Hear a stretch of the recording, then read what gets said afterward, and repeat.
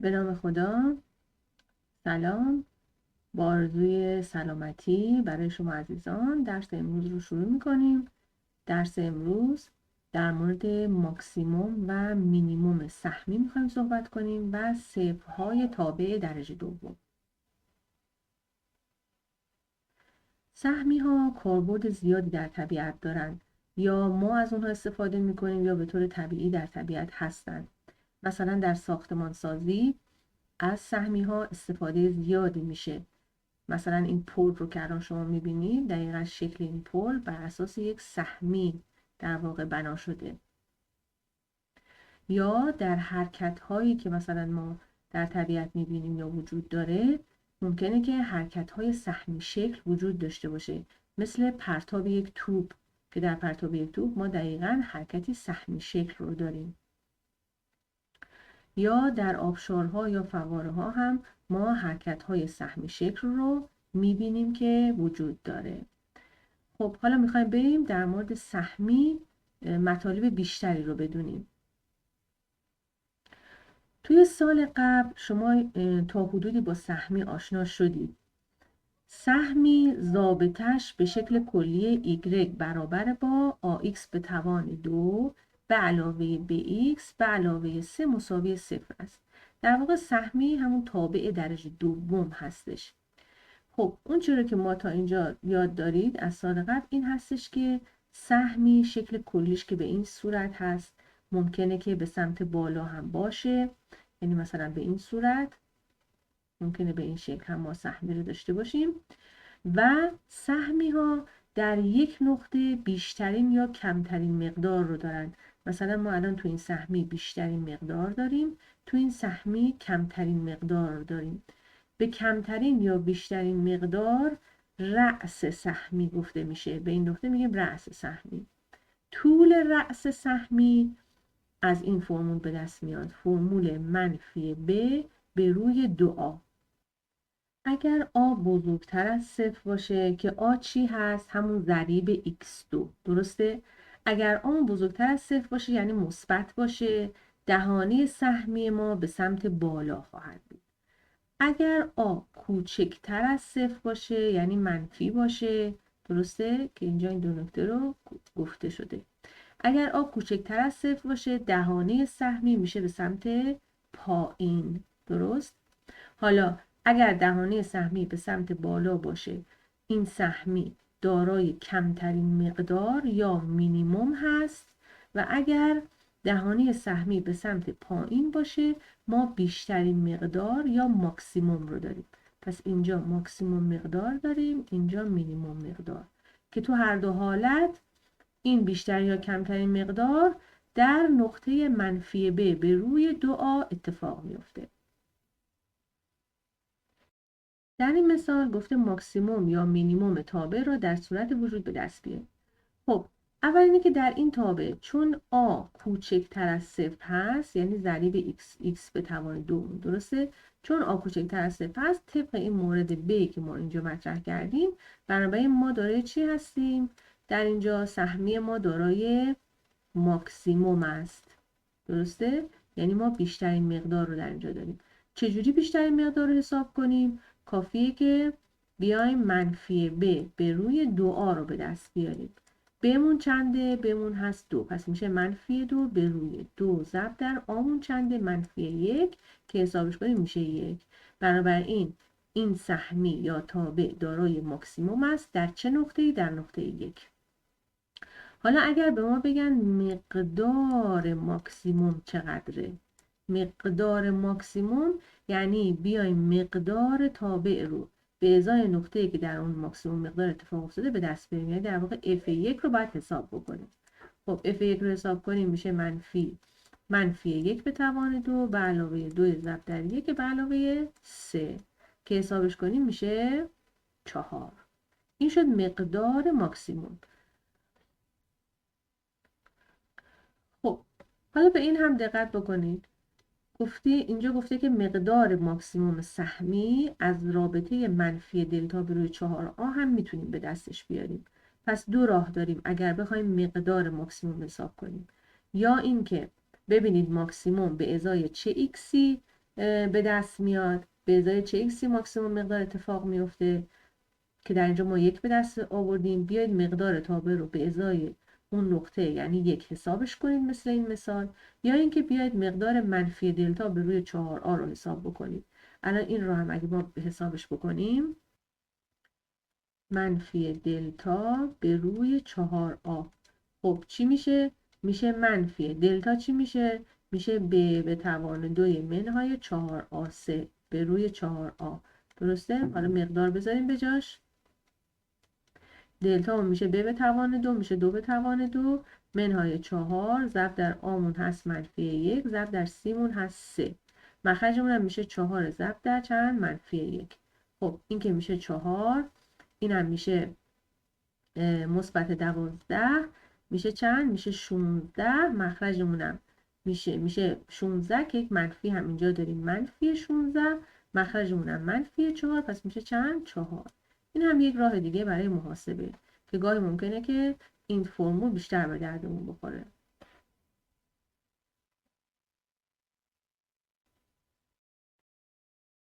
در اینجا یک مثال مطرح شده، گفته یک پنجره‌ای داریم به شکل مستطیل که اینجا مستطیل یک پنجره مستطیل شکل داریم.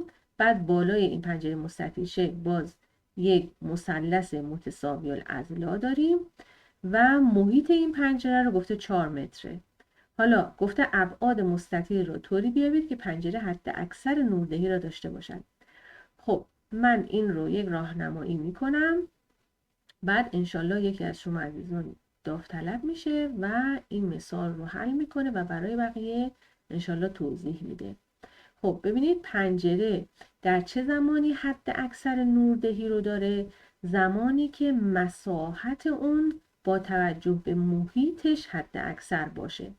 بنابراین ما باید بیایم چیکار کنیم؟ اول اینکه فرمول مساحت رو برای این شکل پنجره بنویسیم که مساحتش چی میشه بر حسب x و y.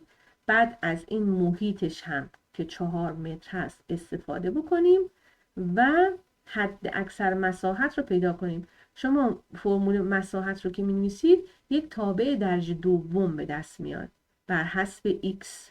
بعد اون تابع درجه دوم اگر ما بریم رأسش رو پیدا کنیم که همون بحث رأس سهمی هست، بیشترین مقدار توی رأس اون سهمی یا اون تابع درجه دوم اتفاق میفته.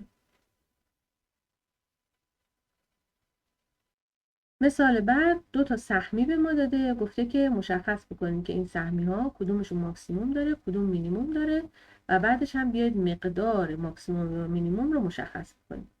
خب در قسمت الف اگر نگاه بکنید تابع ما به این صورت داده شده. خب برای اینکه تعیین بکنیم دقیقاً آ مثبت یا منفی، اول این رو باید به شکل باز شده بنویسیم.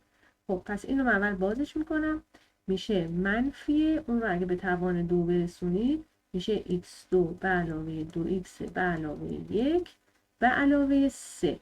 منفی رو هم باز ضربش کنم میشه منفی x2 منهای 2x، یه منهای 1 هم داریم و به علاوه 3 که این دوتا با هم جمع بشه میشه مثبت 2. درسته؟ خب بنابراین اینجا آی من چی هست؟ منفیه. پس چون آ منفی هست بنابراین ما چی داریم؟ ماکسیموم داریم. مقدار ماکسیموم چی هست؟ خب من اول باید بیام منفی ب به روی 2a رو حساب بکنم.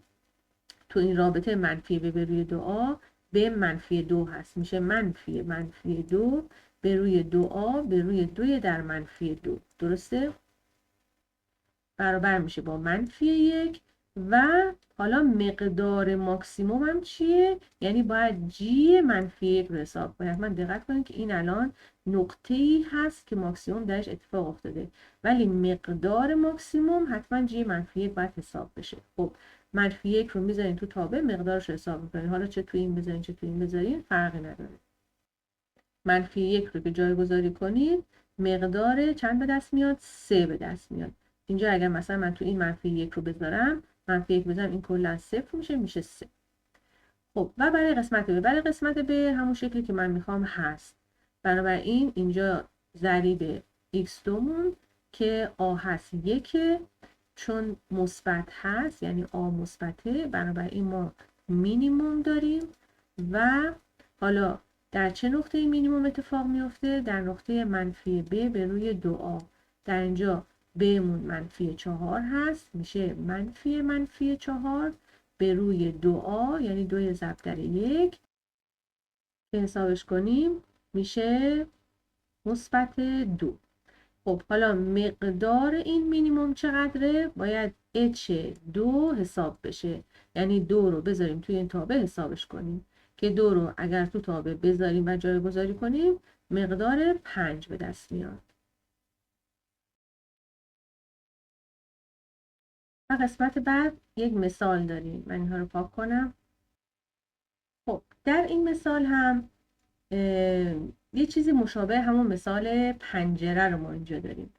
خب اینجا هم یک محوطه مستطیل شکل هستش که در کنار یک رودخونه که ما میخوایم این محوطه رو نرده کشی بکنیم. خب حالا که یک مستطیل هست، ارزاش x و طولش y. هزینه نصب 100 متر نرده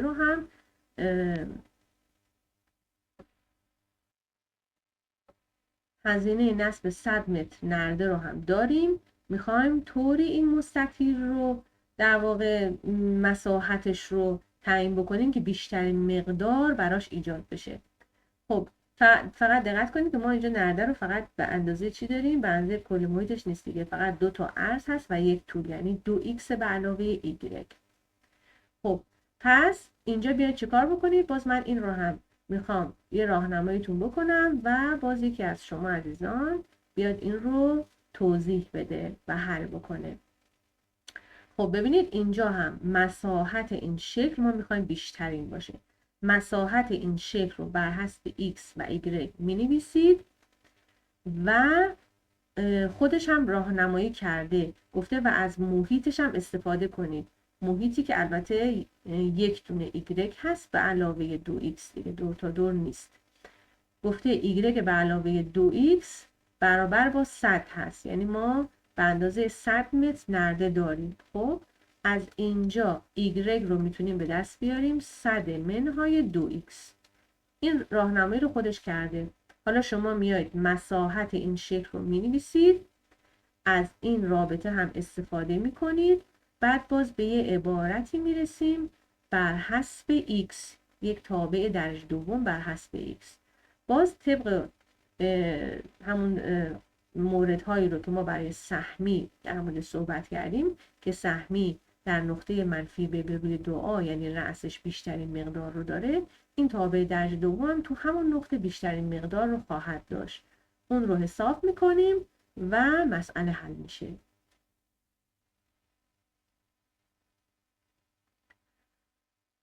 خب و مطلب بعدی که میخوایم در مورد سهمی بگیم صفرهای تابع درجه دو هست.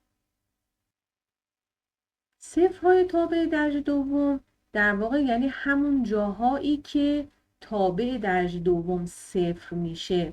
حالا میخوایم ببینیم که از لحاظ نموداری کجا میشه. از لحاظ نموداری خب بیایم این مثال رو حل بکنیم ببینیم چی گفته. در این مثال همونطوری که ما قبلا هم گفتیم حرکت یک توپ خودش یک حرکت سهمی شکل هست. خب حالا یک توپ پرتاب میشه با سرعت تحت زاویه 45 درجه با سرعت اولیه 20 متر بر ثانیه و حرکت اون بر طبق این تابع هست. تابع y برابر منفی 1/40 x به توان 2 به علاوه x. خب حالا تو این تابع چی هست؟ تو این تابع x ما مسافت افقی هست که طی میکنه و y چی هست؟ y ارتفاع توپه. یعنی این تابع برای ما مشخص میکنه مثلا هر مقدار مسافتی که رفته توپ ما در اون مسافت چه ارتفاعی گرفته. درست شد؟ حالا قسمت الف چی سوال کرده؟ گفته حد اکثر ارتفاع توپ رو به دست بیار.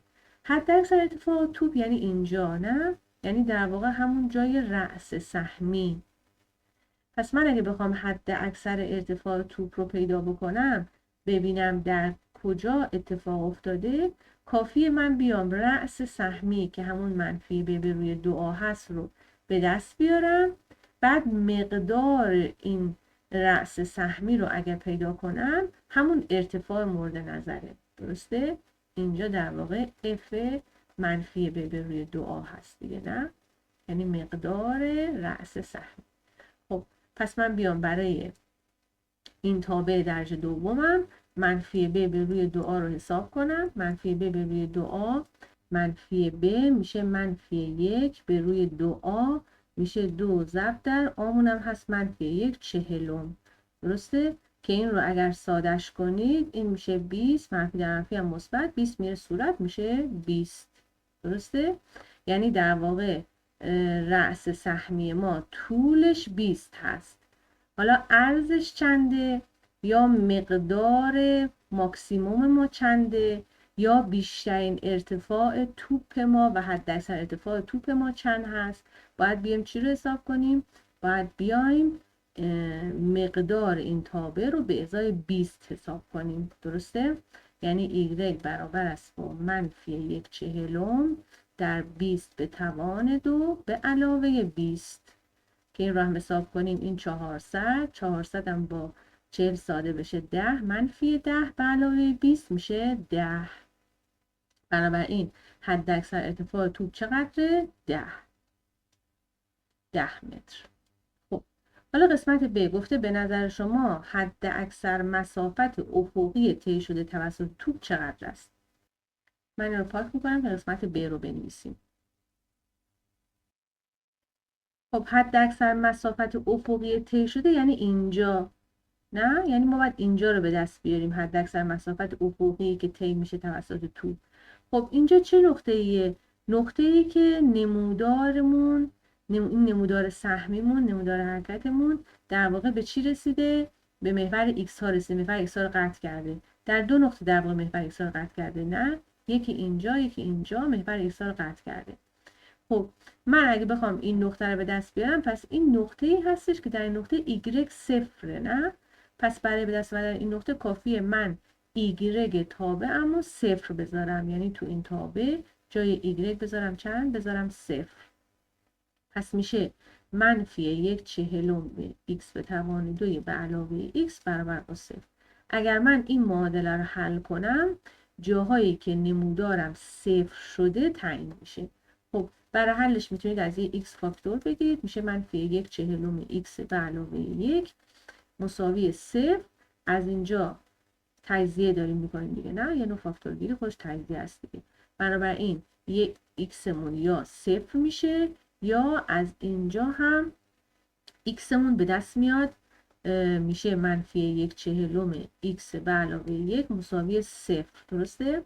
که از اینجا x میشه منفی 1 به روی منفی 1 چهلم که میشه 40. پس اینجا x دیگه همون 40 هست.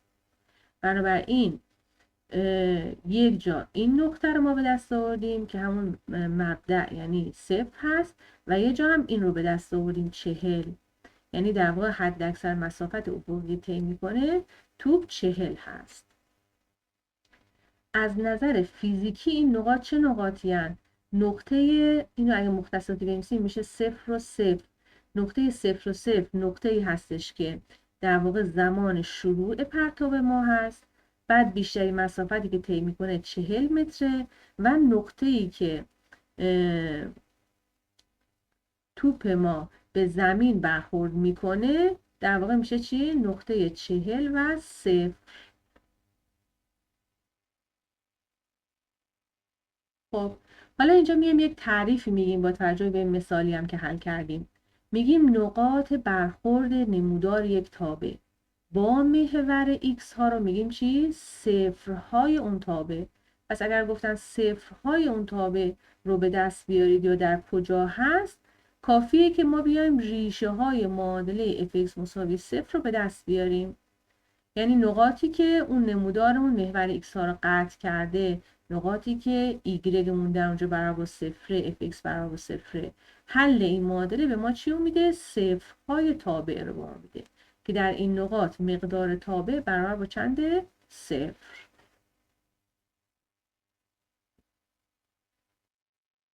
حالا اگر من بیام توی تابع مقدار F0 رو حساب کنم چی؟ ببینید اینجا Y رو 0 گذاشتیم، اینجا X رو توی تابع 0 بذاریم. اگر X رو توی تابعی 0 بذاریم، مثلا همچین تابعی داشته باشیم، من X هاشو بیام 0 بذارم، اگر X رو 0 بذاریم یعنی ما جایی رو به دست آوردیم که نمودارمون محور Y ها رو قطع کرده. درست شد؟ محل برخورد نمودار با محور Y ها رو به ما میده که اگر نمودار تابع، اگر ضابطه تابعتون به این شکل باشه، همیشه عدد C همون عددی هستش که به ما محل برخورد نمودار با محور Y ها رو نشون خواهد داد. مثلا به این شکل دقت کنید. الان در این شکل تابعی که داده شده تابعی هست که C این تابع عدد 3 و نمودار این تابع در نقطه 3 محور Y ها رو چیکار کرده؟ قطع کرده.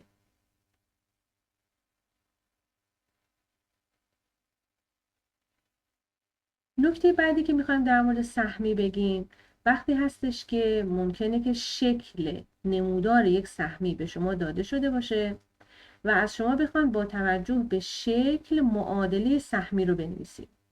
خب چند تا حالت ممکنه باشه. من حالتهای مختلفش رو براتون میگم. حالت اول حالتی هستش که نموداری که به شما دادن توی دو نقطه محور x ها رو قطع کرده.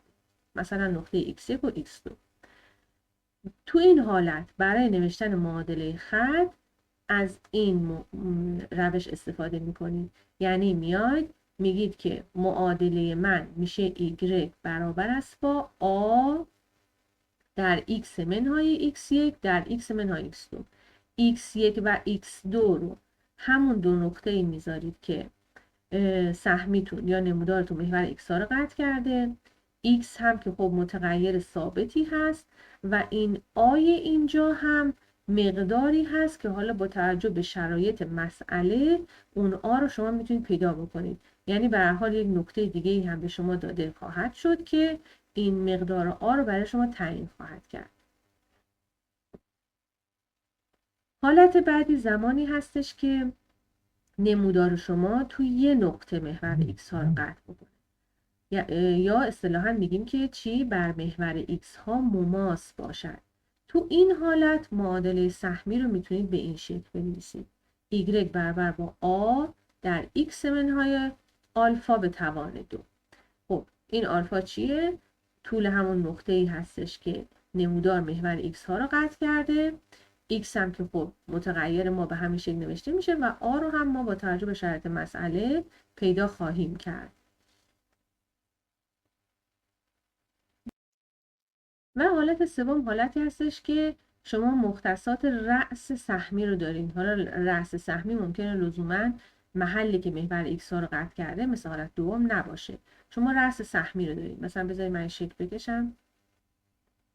مثلا تو این حالت شما رأس سهمی رو مثلا به شما دادن h و k، یعنی رأس سهمی رو دارین. مثلا این طولش h هست، عرضش هم k هست. خب بعد شما میخواید معادله سهمی رو بنویسید، میتونید از این فرمول استفاده کنید. y برابر است با a در x منهای h به توان 2 به علاوه k. شما میاید طول و عرض سهمی رو به این شکل اینجا قرار میدید. h اینجا قرار میگیره، طول سهمی، عرض سهمی هم اینجا قرار میگیره. x هم که یک متغیر ثابت هست و ضریب a رو هم با توجه به شرایط مسئله ما میتونیم به دستش بیاریم. حالا تو مثال‌های مختلف خواهید دید که چجوری معادله نوشته میشه. خب مثال اولی گفته معادله سهمی مقابل بنویسید. الان این معادله سهمی که ما داریم کدوم حالته؟ مثل حالت یک هست نه؟ یعنی ما دو تا نقطه محل برخورد سهمی رو با محور x ها داریم. در چه نقاطی؟ در نقاطی که طولشون 1 و 2 هست. پس من از حالت اولی استفاده میکنم. y برابر با a در x منهای 1 در x منهای 2. درسته؟ این دو تا نقطه رو گفتیم که تو پرانتز از x کم کنیم. x منهای 1 x منهای 2. حالا این آ رو چیکار کنیم؟ گفتیم که شرایط مسئله رو مثلا ممکنه یه نقطه دیگه به شما داده شده باشه که ما با استفاده از اون نقطه بتونیم آ رو پیداش کنیم. الان اینجا ما یه نقطه دیگه داریم رو سهمی، نه؟ نقطه چند؟ نقطه 0 و 4. بنابراین نقطه 0 و 4 هم یه نقطه‌ای هست که رو سهمی هست. پس من میتونم بگم که نقطه 0 و 4 هم روی سهمی هست. پس من بیام این رو جایگذاری کنم توی معادله‌ای که تا الان اینجا من نوشتم. یعنی جای y بذارم 0، جای y بذارم 4، جای x ها بذارم چند؟ 0. میشه چی؟ میشه 4 برابر است با a در -1 در -2. درسته؟ که این میشه چند؟ میشه مثبت 2. از اینجا آی من پیدا میشه. پس آ میشه 4 تقسیم بر 2 میشه 2. بنابراین آ رو به این شکل پس به دست آوردم. حالا برمیگردم دوباره جایگذاری میکنم اینجا. پس معادله من میشه y برابر است با 2 در x منهای 1 در x منهای 2. که این رو میتونیم دو تا پرانتز رو در هم ضرب کنیم، در 2 هم ضرب کنیم، معادله رو ساده ترش کنیم. ساده تر که بشه به شکل 2x2 منهای 6x به علاوه 4 در میاد.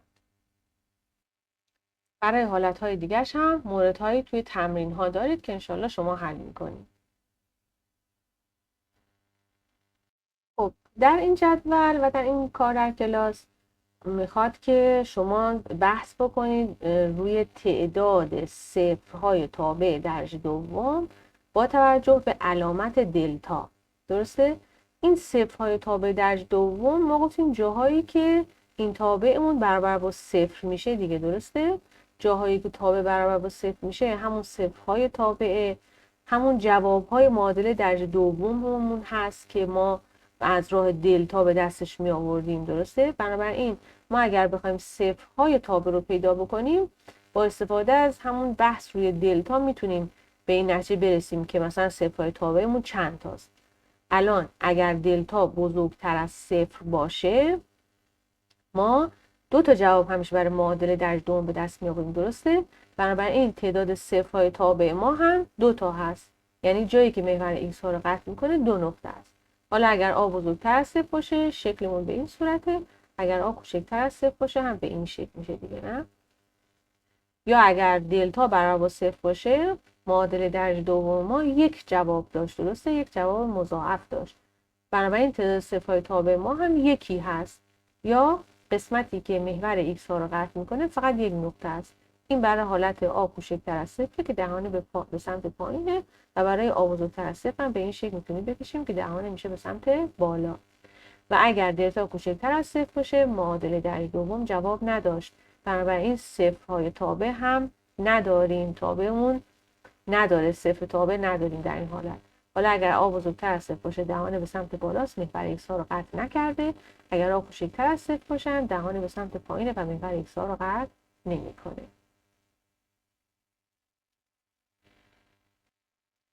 و اما اینجا میخوایم یکم بیشتر بحث بکنیم روی رابطه بین ضرایب و علامت ریشه های معادله درجه دوم. اینها رو ما میدونیم، فقط اینجا میخوایم یه مقدار بیشتر روش بحث بکنیم و دسته‌بندیش کنیم. ببینید ما میدونیم که معادله درجه دوممون وقتی دلتا بزرگتر از 0 هست دو جواب متمایز داره. درسته؟ اگر مساوی 0 باشه یک جواب مضاعف داره. اگر کوچکتر از 0 باشه جوابی نداریم. درست؟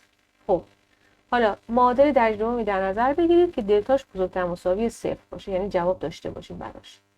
حالا اگر که سی آ کوچکتر از 0 باشه، سی آ کوچکتر از 0 باشه طبق اون چیزی که تو قسمت قبلی درس ما گفتیم، سی آ کوچکتر از 0 یعنی حاصل ضرب ریشه ها منفی باشه. وقتی حاصل ضرب ریشه ها منفیه یعنی دو تا ریشه‌مون چیه؟ علامتاش با هم فرق داشته، مختلف العلامت بودن. حالا بیام سراغ جمعشون، یعنی منفی به روی آ. اگه منفی به روی آ مثبت باشه یعنی چی؟ یعنی اونی که یعنی اینکه قدر مطلق ریشه منفیمون از ریشه مثبتمون چی بوده؟ کوچیک‌تر بوده. یعنی اونی که مثبت بوده در واقع چی بوده؟ بزرگتر بوده دیگه، نه؟ اگر منفی ب به روی آ کوچکتر از 0 باشه یعنی جمع دو ریشه‌مون منفی باشه، یعنی ریشه منفیمون چی بوده؟ ریشه منفیمون بزرگتر بوده. درسته؟ قدر مطلق ریشه منفی از ریشه مثبت چی بوده؟ بزرگتر بوده. حالا اگر حاصل ضربمون مثبت باشه، اگه حاصل ضربمون مثبت باشه یعنی دوتا ریشه‌مون هم علامت بودن دیگه، نه؟ که ضربشون شده یه عدد مثبت. حالا اگر جمع دوتا ریشه یعنی منفی ب به روی آ مثبت باشه یعنی هر دوتا چی بودن؟ مثبت بودن. اگه جمع دوتا ریشه منفی باشه یعنی چی؟ یعنی هر دوتا منفی بودن. این بحثی هست که ما میتونیم با استفاده از علامت‌های حاصل ضرب دو ریشه و حاصل جمع دو ریشه پی ببریم به جواب دوتا ریشه‌مون بدون اینکه ریشه هامون بدونیم چی هست. خب حالا این نکته رو که گفتیم میخوایم بیام توی این مثال حلش کنیم. مثال الف خودش حل کرده. ببین اینم توضیح بدیم. ببینید دلتا رو به دست آورده شده 16 بزرگتر از 0. دلتا که بزرگتر از 0 پس ما دو تا ریشه حقیقی متمایز داریم. درسته؟ حالا پی و اس رو بسازیم. سی به روی آ حاصل ضرب ریشه هامون شده سی به روی آ مثبت شده. از اینجا نتیجه گرفتیم دو تا ریشه هم علامتن. حالا منفی ب به روی آ رو تشکیل دادیم شده منفی 6. درسته؟ کوچکتر از 0 شده. نتیجه گرفتیم پس چون جمعشون منفی بوده پس حتما هر دو چی بودن؟ منفی بودن. دلتا رو حساب کنیم میشه ب2 4 به توان 2 منهای 4 ضرب در آ ضرب در سی. درسته؟ که این میشه 16 اینم میشه 20 میشه 36. پس دلتا هم بزرگتر از 0. وقتی دلتا بزرگتر از 0 یعنی چی؟ یعنی دو ریشه حقیقی متمایز داریم. خب حالا بیایم سی به روی آ رو بسازیم. سی به روی آ ضرب دو تا ریشه هست. درسته؟ سی مون هست منفی 5 آمون هست 1. پس سی به روی آمون منفیه. وقتی منفیه یعنی چی؟ یعنی دو ریشه هم علامت نیستند. درسته؟ مختلف العلامتن. حالا منفی ب به روی آ رو که بسازید میشه منفی 4 به روی 1 میشه منفی 4. خب اینم کوچکتر از 0. حالا که جمعشون کوچکتر از 0 یعنی چی؟ یعنی قدر مطلق ریشه منفی بزرگتر از ریشه مثبت است. دو مورد بعدی رو هم به همین ترتیب شما بررسی بکنید. دلتاشو بسازین، سی به روی آ رو، منفی ب به روی آ رو و به همین شکل بررسیش بکنید.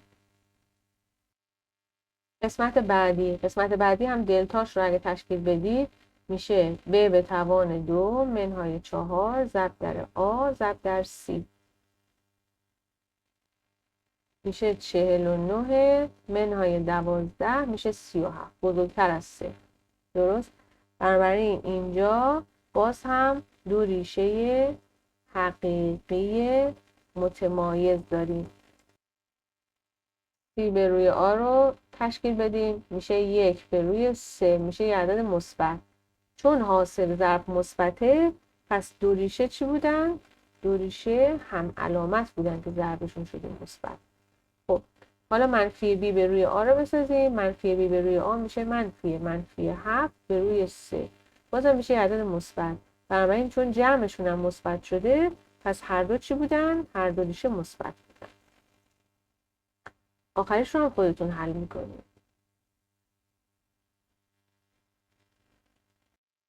و آخرین مطلبی که ما میخوایم در این قسمت در مورد سهمی ها بگیم و تابع های درجه دوم در مورد این هستش که اگر نمودار سهمی رو داشته باشیم از روی نمودار چجوری تشخیص بدیم که مثلا معادله ما A, B و C چه علامتی دارن؟ مثبتن، منفی هستن و چجوری هستن؟ خب ما علامت ها رو چجوری تشخیص میدیم؟ علامت آ رو که قبلا گفتیم. درسته؟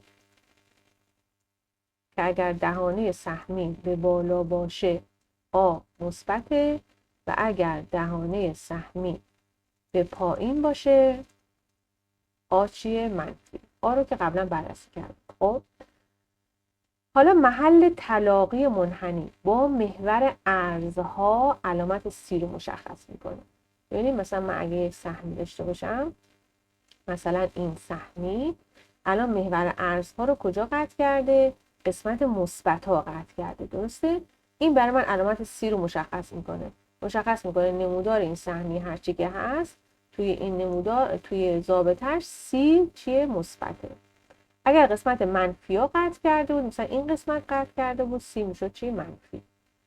حالا محل تلاقی منحنی با محور ایگرگ ها هر جا که هست، یعنی مثلا اینجا، خب بیاید خط مماس به منحنی رو رسم کنید، یعنی یه خطی رسم کنید که به منحنی مماس باشه. مثلا این خطی که من الان میکشم، ببینید این میشه مماس بر منحنی. درست؟ خط مماس بر منحنی رو بکشید. حالا این مماس بر منحنی رو که کشیدید، یعنی منحنی رو تو همون یه نقطه قطع میکنه، تو جای دیگه قطع نمیکنه، درسته؟ حالا این مماس بر منحنی یه خط راسته دیگه، درسته؟ اگر شیبش مثبت بود ب میشه چی؟ مثبت. اگر شیبش منفی بود ب میشه منفی. خطا رو هم میدونید دیگه.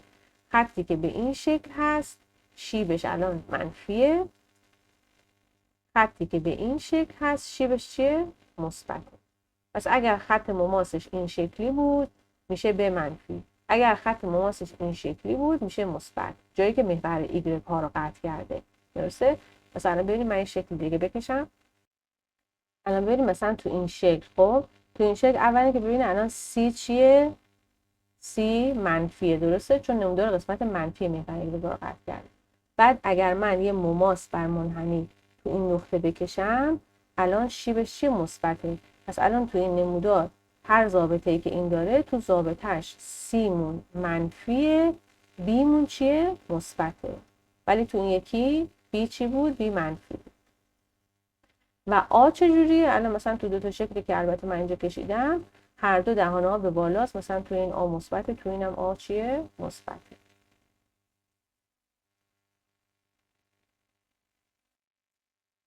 خب و مثالی که اینجا از همین مطلب اینجا مطرح کرده، نمودارهای مختلف رو کشیده، گفته تو هر نمودار شما علامت آ رو بگید، علامت بی، علامت سی، تعداد ریشه هاش و علامت ریشه هاش رو بگید چی هست. خب اینجا ما از بحث‌های قبلی استفاده می‌کنیم، هم از همین بحثی که الان گفتیم در مورد مشخص کردن علامت آ، بی و سی، هم بحث قبلیش که اومدیم روی منفی بی به روی آ و سی به روی آ بحث کردیم که بگیم که مثلا ریشه هاشون چجوری هن. ریشه های هم علامت دارن، ریشه های مختلف علامت دارن، هر دو مثبت هم منفی هن، چجوری هستن. خب کلا تمام این مطالب رو میخوایم تو این جدول پر بکنیم و جواب بدیم. خب ردیف اولش رو من جواب میدم، بقیهش رو انشالله شما جواب بدید. برای تابع F، برای تابع F ببینید تابع F اولی که دهانش به سمت بالاست پس آ میشه مثبت. قسمت منفی ها محور ایگرگ ها رو قطع کرده پس سی میشه منفی. بعد اگر که تو همین نقطه من یه خط مماس بکشم شیبش منفیه پس بی میشه منفی. خب این از این سه مورد. حالا چیزای دیگه که تو جدول خواسته ببینید اینجا افش رو هم خودش حل کرده. خب الان علامت آ مثبت، بی منفی، سی منفی. بعد خب تعداد ریشه ها چند تا ریشه داره؟ تو چند نقطه محور ایکس ها رو قطع کرده؟ تو دو نقطه. پس دو تا ریشه متمایز داره. علامت ریشه ها رو بگید در صورت وجود. علامت ریشه ها رو بگید. خب علامت ریشه ها رو من از کجا بفهمم؟ فقط گفته در این حد که بگید مثلا مثبتن، منفی‌ان، صفرن، چجوری‌ان. خب من از روی سی آ میتونم کمک بگیرم. مثلا میگم که سیم منفیه، آ مثبته، پس سی آم چیه؟ منفیه. وقتی سی آ منفی باشه دو تا ریشه مختلف العلامت داریم، درسته؟ بنابراین یکی مثبت داریم یکی منفی. حالا مثلا برای تابع جی، تابع جی الان دهانش به سمت پایینه، درسته؟ پس برای جی آ میشه چی؟ منفی. بعد علامت بی چی میشه و علامت سی؟ خب کدوم قسمت محور ایگرگ ها رو قطع کرده؟ قسمت منفی. پس من اول سی رو علامت میزنم، میشه منفی. خب بعد تو همین نقطه من یه خط مماس بیام بکشم. این خط مماس شیبم چیه؟ شیبش چیه؟ مثبته. پس بی میشه چی؟ میشه مثبت. خب حالا که علامت آبی و سی مشخصه، من تعداد ریشه ها رو هم میتونم بنویسم. علامت ریشه ها میتونم بنویسم. تعداد ریشه ها رو که از رو خود شکل بگید. در چند نقطه محور ایکس ها رو قطع کرده؟ تو 2 نقطه. بنابراین 2 تا ریشه داریم. و اینکه علامتاشون چجوری هست؟ خب من میتونم همینجا بگم مثلا سی به روی آ برای این شکل چیه؟ سی به روی آ. خب سیم الان منفیه، آ هم منفیه، پس سی آم چی میشه؟ میشه مثبت. بنابراین 2 ریشه چی داریم؟ مثبت داریم. 2 تا ریشه مثبت داریم. از رو شکلتون هم مشخصه، درسته؟ چون نمودار ما اومده در قسمت مثبت ها تو 2 نقطه، در قسمت مثبت محور ایکس ها نمودار رو قطع کرده، درست؟ حالا ما از اون نمودار هم میتونیم بگیم، ولی ما از روی سیاه هم دارم براتون توضیح میدم که هم چه نمودار داشته باشیم چه نداشته باشیم، ما در واقع میتونیم تعیین بکنیم که ریشه هامون علامتاش چی هست. خب و برای تابع H، تابع H دهانش که به سمت پایین هست، پس آ میشه منفی. بعد در قسمت منفی ها محور ایگرگا رو قطع کرده، پس سی میشه منفی. حالا اگر من تو همین نقطه یه مماس بر خط بر منحنی رسم کنم، این خط هم شیبش مثبته، پس بی میشه مثبت. خب چند تا ریشه داریم؟ آیا محور ایگرگ ها رو قطع کرده؟ نه، پس ریشه ندارد، درسته؟ وقتی ریشه ندارد دیگه ما روی اینکه علامت ریشه هم چی هست بحث نمی کنیم، درسته؟ خب و برای آی، دهانه به سمت بالاست، آ مثبت. قسمت مثبت ها محور ایگرگ ها رو قطع کرده، پس سی مثبت. یعنی اینجا اگر تو این نقطه من یک مماس رسم کنم، مماس هم شیبش منفیه، پس بی میشه منفی. محور ایکس ها رو قطع نکرده، پس ریشه نداریم، پس بحثی هم رو علامت نداریم. انشالله قسمت های بعدی رو هم به همین شکل شما پر خواهید کرد. و در آخر درس امروز هم چند تا تمرین براتون نوشتم که برای یادگیری بیشتر و حل سوالات متنوع‌تر انشالله روی این سوالات فکر بکنید و حلشون کنید. 2 سوال این صفحه دارید و 2 سوال هم اینجا براتون مطرح کردم. خسته نباشید. خدا نگهدار.